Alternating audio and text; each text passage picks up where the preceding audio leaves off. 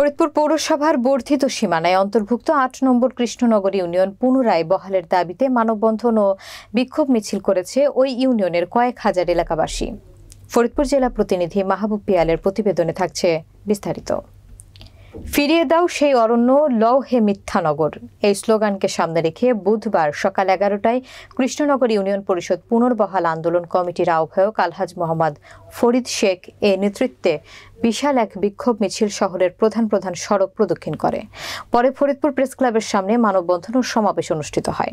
Krishnanagar union পরিষদ পুনর্বহাল আন্দোলন কমিটির আহ্বায়ক আলহাজ মোহাম্মদ ফরিদ শেখ এর সভাপতিত্বে মানববন্ধন ও সমাবেশে বক্তব্য রাখেন মোহাম্মদ ইসলাম মাস্টার, আব্দুস সাত্তার মাস্টার, শহীদ মেম্বার, আয়ুব মেম্বার, লুৎফর সর্দার, সাইফুল ইসলাম ইসহাক, মাওলানা আমজাদ হুসাইন, মোহাম্মদ শহীদ ঠাকুর, ইউনুস মোল্লা, মোফাজ্জল শেখ, আশরাফ হোসেন আশু, ইউনুস ঠাকুর এবং সাত্তার মোল্লা, ডাক্তার আক্তার হোসেন, টিপু সুলতান, শফিকুল ইসলাম, আক্তার শেখ, আব্দুল সালাম দরানি, রওশাদ দরানি, রেজাউল মাতুব্বর, মাইনুদ্দিন মোল্লা, মোহন মণ্ডল, সোরাক মণ্ডল, হাতেম ফকির, নুহাই সর্দার, আব্দুল গফুর শেখ, দেলোয়ার হোসেন, জামাল উদ্দিন, আব্দুল মান্নান শেখ, নুরুদ্দিন ঠাকুর, সুধীর মণ্ডল, সুভাষ সরকার, অরুণ কুমার বিশ্বাস সহ আরো অনেকে।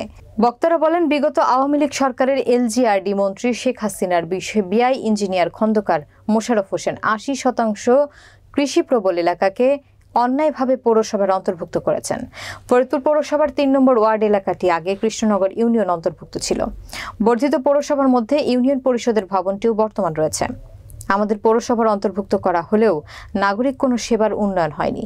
কৃষকের উপর খাজনা, কর, পানির বিল চাপিয়ে দেওয়া হয়েছে।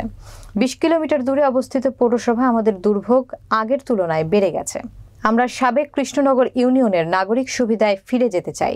পরে ফরিদপুর জেলা প্রশাসক, পৌর প্রশাসন ও প্রেস ক্লাব সভাপতির নিকট স্মারকলিপি তুলে দেন কৃষ্ণনগর ইউনিয়নের এলাকাবাসী।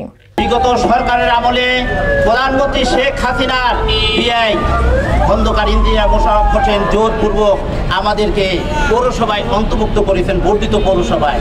কিন্তু আমরা এখান থেকে কমপক্ষে ২০ কিলোমিটার দূরে আমরা অবস্থিত গ্রাম একেবারে, ওখানে অদপাড়া গ্রাম, ওখানে উন্নতির কোনো ছোঁয়া আজ পর্যন্ত মিলেনি। নাই কোনো হাই রাইজ বিল্ডিং, নাই কোনো অফিস আদালত, কোনো কিছু ওখানে নাই।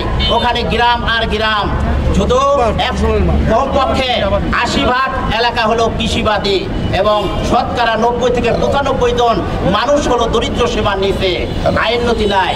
তাই আপনাদের সাংবাদিক ভাইরা যারা আছেন তাদের মাধ্যমে আমরা উপরস্থ যারা আছে তাদেরকে আমরা জানাতে চাই, আমরা ডিসি মহোদয়কে জানাতে চাই আমরা আর এই অবৈধ পৌরসভায় আমরা থাকতে চাই না।